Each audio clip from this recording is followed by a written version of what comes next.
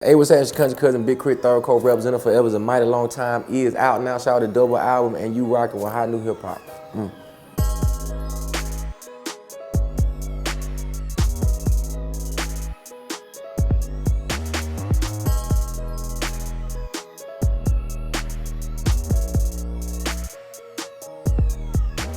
All right. So, first and foremost, formally, congratulations on the new album. Thank you. I've listened to it countless times. I appreciate it. It's amazing. Thank you. But I think the big point for me is creating an album of this magnitude when it comes to like the overall product, the fact that it's a double album, Yeah. the features that you have, Yeah. the production that you have, Yeah. and just some of the angles you go through. It's amazing that it's independent. It's truly amazing. So kind of like describe maybe the hurdles you've had to go through putting that all together, because I know it's been 2 years. Mm-hmm. So without being on a major label, I know sometimes they flip the bill for certain things. They obviously take it back from you. Yeah. But like, what kind of hurdles did you go through putting that out? Going broke. Yeah, going broke, bruh. Like, when you invest in yourself, you invest in yourself, and things gotta be paid for, you gotta take care of it, and it's like, that was one of the things I realized, like, if I want to make this happen, I have to put my all into it. Not only, mental, mind, creativity, but financially. And it was shocking. It was surprising, because it's like, oh shit. I'm like, with that telltale story of artists hadn't dropped in a while, got broke. Like, but it showed me something, that when I had I could just buy anything I wanted, or just thinking about the car, the house, like, man, at that point I realized that shit means nothing. Cause I was still figuring out ways to be happy in small pockets, and there still was the excitement to make music there, although financially things weren't the way I wanted them to be, because I was putting it all into the creative. And everything got simple, and everything got really, I don't know, it really made more sense why I made music at that point, right? Cause I wasn't chasing anything. If anything, I was just trying to survive on the very basic minimum and just keep creating music. And that was mind blowing. And then once I came out of that fog, and once we got closer and everything kind of got pieced back together, I realized, man, money didn't make you happy at all. Didn't change anything. It's like, you got to find it in yourself. And I was able to write some of the end of the album and finish it with not even tripping on whatever I was dealing with, bill-wise, financial-wise, anything like that. But just kind of like freed your mind. To the max, bro. You gotta invest in yourself. You talk about you independent. It's the smartest investment. Man, you gotta go all out.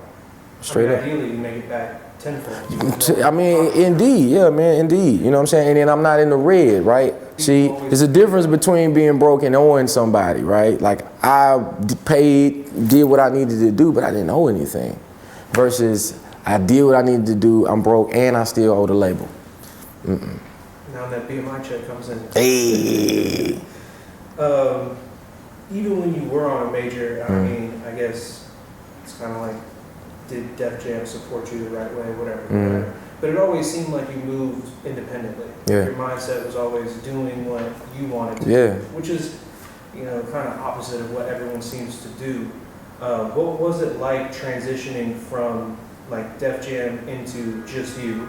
Being that you're still kind of like independent, but more importantly, like the transition while you were at Def Jam, because it seems like the whole industry's shifted like into like streaming culture, and now everyone's like putting out albums for streaming. Yeah, it was scary I would say it was scary when I first left, because I got used to the idea of you put out a record, you get on the radio, you get a deal, you get signed, you drop an album. It's just the process, and you be with a label in it. And then so once I left, it was that having to untangle that idea, right? The thought of that, and then really kind of go back into, it's just us. And these ideas, we gonna make them happen no matter what. And once I settled in and thought about, oh snap, the fact that it's independent means there's no real time frame. I mean, we can drop when we want. That means we can put the records that we feel are powerful, and they ain't gotta play it for nobody and hope they get it, and we can go with what's single, we can shoot with videos, and we can do it whenever we feel like it. So then the freedom happened. Like, oh snap, like, let's do this, and we just do it. Let's do a double album. Why not? Let's do it, And it just unravels in that manner. People, I think, always look to me to do projects, like full bodies of work, and not a single, because I'm not on the radio. People don't look for me to be a radio artist. They're like, do like the single approach. I mean, like you pull one, maybe like from your album. Yeah. Like, even like country shit. It was just Yeah, like, but see, that was just a lightning in the bottle, bro. The country shit was lightning in the bottle, right? Country shit was on a CD that I was pushing and just giving away, along with Hometown Hero and a few other. Because at the SCA Awards, I just pressed it up and I was just giving it away, and then lo and behold, it started to catch wind and people started to like it. We performed and they knew it. And then when I did the remix with Luda and Bun, then it was like, oh snap. So that was lightning in the bottle. But we don't really focus on a single approach. We like for people to give us their feedback, and then we think about shooting a video to it, or or if a DJ decide he want to spin it, he spin it, you know. But it's never a conscious effort to do that, you know. I just want trying to make the most jamming music possible. Well, it's interesting because when you listen to Drinking Lessons, you have some lines in there where it's like, it's basically, you know, the label situation. Yeah. And but what doesn't matter when a new artist come out like every week, and the label on the nutsack, good for them, keep sucking, most rappers bend over, but me, bitch, I'm not fucking over. Yeah. I mean, it goes on and on, but it's just like, kind of like, do you have any advice maybe, or really like elaborate on that for like these kids that are coming up and they're very green to the game, like they don't understand like the contracts and everything else. Yeah. Like just the other week, that new kid XXX Tentacion signed like a $6 million dollar deal, and it's like everyone's like, oh wow, that's crazy. It's like, that's not really $6 million. Yeah, I mean, well, when you budgets and the way they play out, that's normally behind the scenes. So I don't know how that flows. I will tell most of the youth that they already have the marketing mind frame. They already have the ideas that comes with being able to brand themselves, because they're a part of that era where social media gave you the opportunity to be able to put yourself out there without marketing dollars. So they already got that. So before they go in and sign, they really need to have a clear understanding of their worth if they are going to sign, and that the label is not going to do more for you than you can do for yourself. They might meet you at the end of the road. They may be 50-50, but for the most part, you're going to go in there and then you're going to have to still grind it out.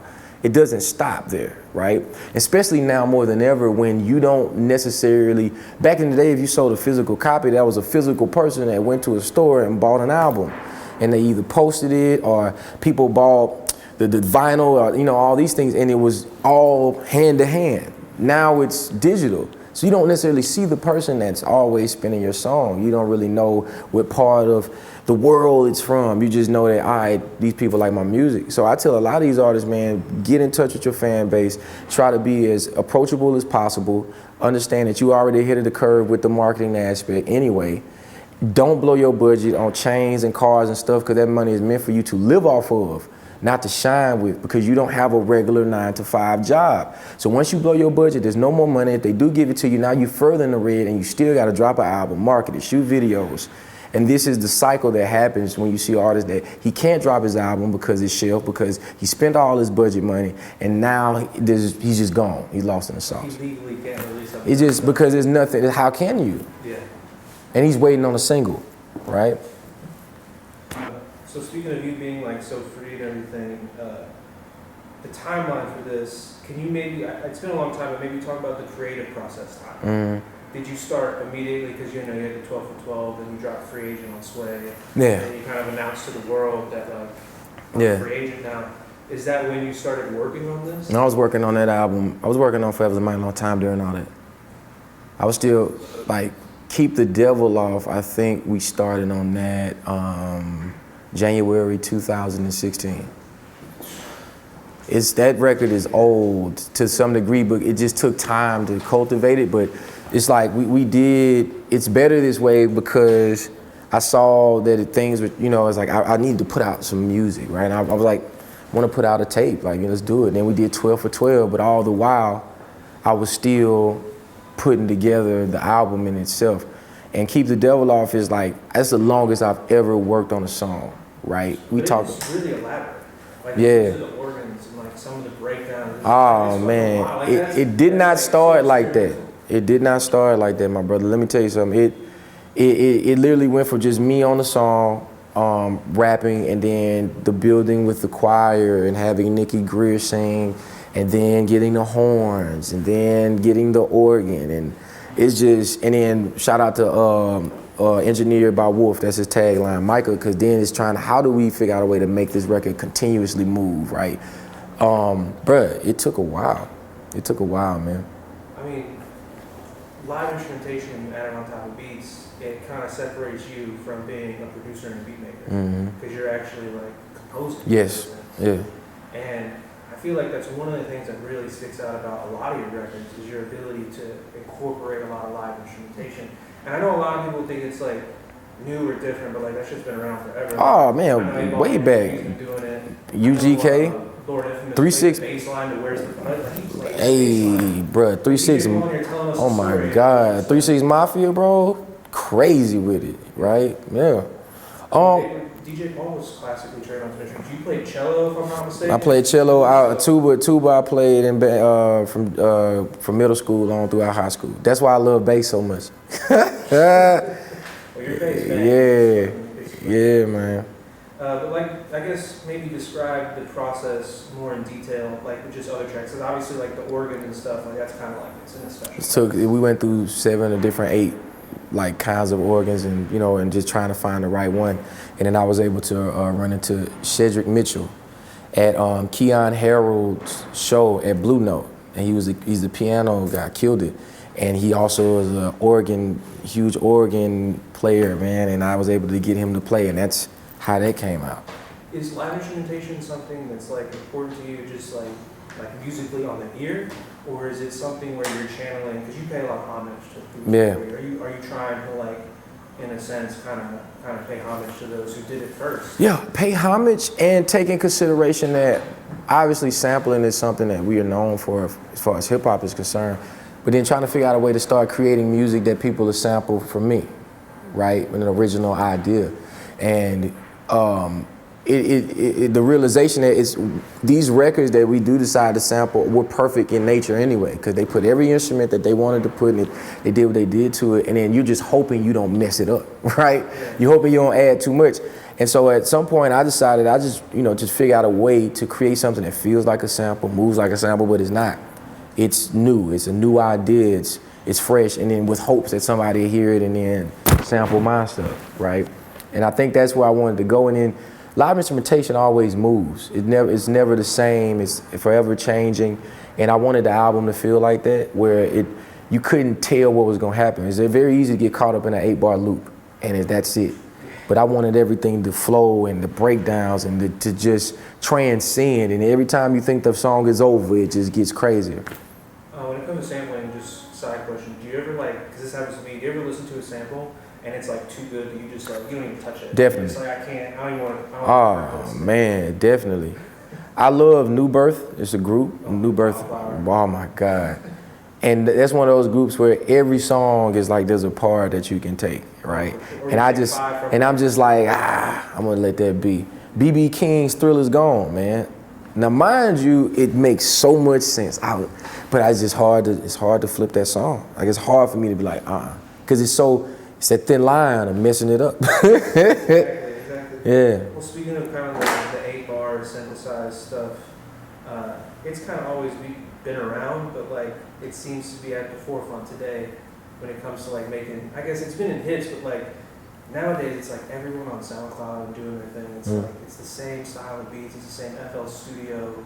Like, how do you feel about that? Is it a good thing that everyone's doing it? Yeah. It's just like easy, or is it kind of like clouding the game up? Well, I'll put it like this, man. Normally the artists ask for what they want, right? Artists be like, man, I want something that sounds like that. And if you're a good producer, beat maker, you can make it. You can make that. I mean, we all have the same instruments at our, disposal, kick drums and snares. And if you don't have it, you can go get it. And if you artists come through and be like, yo, I want something to sound like that, you're gonna make it, right? That's when the producer has to start to realize how much power you have over the sonics of music, and not just hip hop, just overall. If you create something that's so fresh, so brand new, if it's right, people will then take it and try to remake it themselves. And you can shift how music sounds. It doesn't have to stay the same. There's gonna be an artist tomorrow that drops a record, it's gonna be totally different, it's gonna be a hit, it's gonna have a certain instrument in it, and then you're gonna hear 10 to 20 different renditions with that instrument somehow in there. That's just how music is, and it's just important that producers start to realize that, you know, I always go back to Neptunes, right? And Pharrell and them, because they created a sound that really only that they could capture, and the word hit record was anything that they dropped because it was just them. Same with Outkast, the sound, the organized noise is like, it's them. Anything they drop is a hit. Timberland, Missy Elliott, the sound is new. Anything they drop is a hit. So you don't have to fit the mold of what a hit record is. You just have to experiment and do something different. And if it takes, then you can just keep doing you the entire time. So on this album, to me, you sound, like we kind of touched on, you sound very free. Yeah, definitely. Big relief. It's kind of like a beautiful blend of like what you hear with your mixtapes, because they were always kind of free. The albums were always great. Like, I mean, you explored concept songs that a lot of people do on albums, but there was still like, you could hear, like you could see what he's trying to do a little bit here and there. Is that something you felt during the creation, just like this ultimate freedom to just do as you please? Definitely, bro. I literally had a conversation with Big Son the other day, like, bro, this feels like it felt when I do tapes, when there's just like nobody, I mean, maybe because we waited 2 years, people had, they wanted it, but it was like, oh, he's dropping next week because we've been rolling it out for so long. Or, oh, it's about that time, you know what I'm saying? Or it's like, oh, the way the calendar works is I got this month. And it was like, man, look, and most people don't notice, and I'll say it, I was supposed to be done with it and try to drop it on my birthday, August 26th. And it wasn't ready. It wasn't time. And instead of it being like bro, we got to make this happen, we got to move, my team, shout out to Dutch, Steve-O GFC, was like, man, look, just take your time. Yeah, we finish it. It's all good. Finish it. And bro, that's a mind-blowing feeling. And then looking back, once I was done and was like, here's the album, we were so ahead of schedule still, I didn't know what to do with myself. I was like, bro, do you need me, bro, just chill. It's good, we cool, you know what I'm saying? And that was the first time, and mixtapes is like that, but that was the first, talking about major, like we dropping an album. And my partner's like, bro, you good, you get it. Just chill. Do something else, you know what I'm saying? Bruh, kick it, bro. Go play NBA 2K, something. Don't call me. You don't have to do anything right now. And that was freedom. It's hard to explain, bro. What about the creativity? Because you've dabbled in it before, of having a multitude of different producers on there. Mm-hmm. Are you able to explore different subject matter now that your mind's kind of freed up without actually having to like put down beat and stuff like that? Definitely, bro. It was one of those situations where when you produce, fatigue happens when you're producing and writing a song. First off, you listen to the beat over and over again. You're trying to get it right. By the time you get to the verses, it's like your brain is just like you gotta kind of step away. Yeah, and so working with other producers gave me the opportunity to not have to worry or stress about making the beat per se, and just focus. While they're making the beat, I'm writing. Like I'm already starting the process. So as the beat gets crazier, my creativity gets even more. Like, okay, I'm there. DJ Khalil, it was crazy because the records you hear that I did with him, we did all those in one day. You know what I'm saying? I actually went back and we did the intro, I think, right? But Bury Me in Gold, Ox Chord, and it's like 4 other records that people haven't heard. We did those in one day. And it's like, sit down, it's amazing musicians there. Khalil's like, bro, and vibe, and then boom, there you have it. And we bring it all together later on, but the basis of the song we did one day, bro. So being from the South, you've definitely given a reason for like, you to be proud of being country. Which doesn't happen. Unapologetically. Yeah, because like I grew up on a dirt road. Yeah. Next to a fucking tangerine grove. Oh, now see, I was in the city, but in the South in the country. Because Meridian is the second largest city in Mississippi. I still got to say that. So yeah, city country boy. But like, even if you're from the city in the country. Yeah. There's always like a stigma that comes from being from like the deep South. Definitely. Like there's South, there's like the Atlanta, whatever. But like when people look at Mississippi, yeah, South. Like, oh, they're uneducated. Oh, they're dumb. Yeah. Is this something you still have to like conquer to this day? Is that stigma that people have on you and your music? Yeah, I don't think it'll ever change. I just look at it instead of being mad about it or frustrated. I just do my best to shine a positive light on, well, no, you just didn't know, right? To try to kind of break that ignorance up. But, you know, in the beginning, it was more of a, oh, how could you not? Why would you, you know what I'm saying, real kind of attitude. But now I don't have that anymore. And then the more I drop music, the more you see how David Banner is doing and what he's doing for the culture and for people. And then you see even Ray Shrummer and these creatives coming out, and it's kind of, you can't keep saying that. And we're gonna, and then once you figure out that, no, it ain't just the Deep South where racism and bigotry is so heavily influenced. It's like, oh, we ain't the only place. You know, everywhere. And so more than ever now you get to see that. And so I think for me it's just about trying to be a positive reflection and try to break that narrative up, right? Not only on a musical level, but just when you talk about society, and encourage people to go to Mississippi, see these places and experience the environment, because whether people know it or not, a lot of people, if anything, got family in the South anyway. Yeah, everyone's kind of connected somehow. No doubt. But like the thing that's crazy is people seem to always just like skip over that pocket. Yeah. So it's like you had Atlanta, you want to hit Miami, Yeah. you go to New Orleans, and that's like Yeah. you kind of covered your South. People don't realize like there's Central, North Florida. North Florida's super. Yeah. There's South Georgia. There's Arkansas. There's Savannah, man. Yeah, Savannah, GA, yeah. Do you think people are going to continue to skip over it? I don't think so. I think now that you, like, again, social media, right, the way music is promoted now, is artists, especially from smaller cities, especially like where I'm from, you can put out music and people find you now. You don't have to drive 2 states over, you know, and that's what's going to be the difference. That's what's going to be able to change where you're in a small city. And it's really hard if you're not in a metropolitan city to blow up, and it's the realest job. If you're not from a vacation destination, for people to know about you.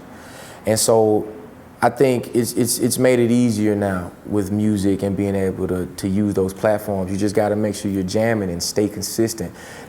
That's really the most important thing. And proving yourself is always going to be more difficult when you're from a small place, but you got to make it happen. So a couple, just like touch on some songs on the album in particular. Ride With Me, you know, Eugene. Yeah. Explain how your relationships moved with Bun B, because like I don't know if I listened to it or read it somewhere, but like you met him at the dojo. He went, yeah. Way back. Oh, now man. you're the music coordinator for his next Yeah. album. So being that they're like them and 8 Ball and 3 City, like they're like the mecca of Yeah. Southern rap, and now you're conducting what he's doing. So explain how that's just shifted in your relationship now. Man, it's just an honor to be able to be a part of it, to be able to work, you know, alongside with the OG, right? It's mind-blowing because it's something that I definitely wanted to do long before I ever worked with him, to be able to be in a room and just create, because I was so influenced by them. But it's crazy, bro. It's crazy. Not only is the OG just the wisdom that comes with getting in a room and working with somebody like that, but his work ethic. Because to be able to, Bun, we can make 6, 7 songs in one studio setting, like it's nothing. And then we're still talking. We're still communicating and still telling us stories about how the rap game used to be, and just giving you all this insight about life. And then we got 6 songs, right? It's crazy. And then looking back on it, all that's the paying homage is all that it was very important to me in the beginning of my career, because I needed people to know who I was influenced by and why these people were so important, not only to the South, but to music. And then once I got to a place now to continue to show my support and keep putting people on, because the new generation may not know why we screw our vocals down, right? But then being able to work with these people that brung it, and with the people that innovated it and talk about screw, then it's gonna be some young people like, man, this is where it come from. And that's what it's about for me. That's what it's about. People hear like A$AP Rocky and Yeah. like that's a Southern thing. Yeah. I mean, I gotta put on, and I gotta let people know where I got it from and how it inspired me, and then feature those artists. And what about CeeLo? Because to get a rapping verse from CeeLo is like how is it when you go from like listening to like, Get Up, Get Out in like '94, Bro. and then now you're getting a rapping verse from CeeLo in 2017? Let me tell you, I didn't even, OG sent that to me like that. He could have breathed on that, and I'm like, cool, that's it. You know what I'm saying? And I would have been comfortable with singing anything, and he sent me that verse. And that's why I didn't even put the hook back in. I was like, there's no need for the hook to come back. Nah, man, we out. We out. I guess I want to touch on like the duality of the album in itself, because obviously you're splitting the two up. Yeah. You're Justin Scott and Big Krit, Yep. two totally different vibes. Yeah. The Justin Scott, if I'm not mistaken, has no rap features. No. Which is fucking crazy. Yeah. Figure a rapper without any rap features. Yeah, but in life, you walk around as yourself. Well, it's kind of like the two people you had. Like, Yeah. For a rapper, it's probably even more so. But like for us, it's like, here I am at work talking to maybe in this person. But when you home, like I'm kicking it, I got my roommate. Yeah. It's like a whole different vibe. Yeah. So, but it's also, I feel like a theme you've explored previously. Whether it wasn't like a dual album, but it was like an album cover. Forever and a You're Day. sitting there looking at the two, and it's like, this is It's better this way. And it's that subject matter coming back again. So I guess maybe just touch on the duality of it and like what it meant for you to, like, was that something you started with at the beginning? I mean, I wanted to do a double album a while ago, but it was just challenging and trying to make it make sense. But I think at this point in my life, it just flowed, right? And the music I was creating it was just so, some of it was, we knew it was like, man, this feels different than the music than this, but you want it all to be on an album. It's hard and it's hard, no, it wasn't gonna work, bro. Mixed Messages could not have been on the Big Krit side, right? And so I went into it from the perspective, like, well, everything that I wanna make that's gonna be trunk rattling, every idea, I'm gonna do that because it's a place for it now. And whatever I got on my mind today, whatever I'm going through, from talking about family, friends, relationships, society, I can do that. And I'm gonna put it over here. And it just made it so much easier to create, bro, because Big Krit, the superhero, confident rapper, lyrical prowess, yes. But then I go home and it ain't about music, it ain't about rapping. I'm watching the news and I'm seeing another person get killed, right? That's a totally different section of my life. And so how do I make that all work on one album? I couldn't do it. Well, you're touching on real subject matter like in the world, but you're you know, the whole Krit, where it's like very self-critical, Yeah. self-aware, Yeah. like some perseverance. Definitely. It's all still there. Yeah. I guess I want to touch on like the forever theme. Can you explain like that in itself? And then maybe like, because the first time I heard it was Return to Forever, like on Krit was here. So why did you start with the Return? Man, well, I think the reason it was the Return of Forever, and I remember sitting down, is because the music and the feel of the music that we were doing, it wasn't brand new as far as the sonics was concerned. It just, people hadn't heard it or forgot about it. So that's why it was the Return of Forever, because the music that the people I looked up to made, even the Bobby Womack's, the Curtis Mayfields, on up to the Outkast, the Pacs, the Biggies, all these people, that music will live forever, right? And so that's what the idea is. Like when you talk about No Wheaties and you talk about some of these records I was creating, but it's the sonics of it, it's like, man, people say that reminds me of, right? So that's what it's the Return of Forever. But to be now is when I realize, for my sake and what I create, my music is gonna outlive me as a human, right? And whatever you feel or thought about me, you're gonna learn it through my music. Maybe not who I am as a real person. So Big Krit is this idea that was created, and that's gonna stay when I'm gone. And so that's why it was important now that I gotta be very careful and aware of what I put out creatively, so I can be remembered and captured in a way that I would want to even after I'm gone.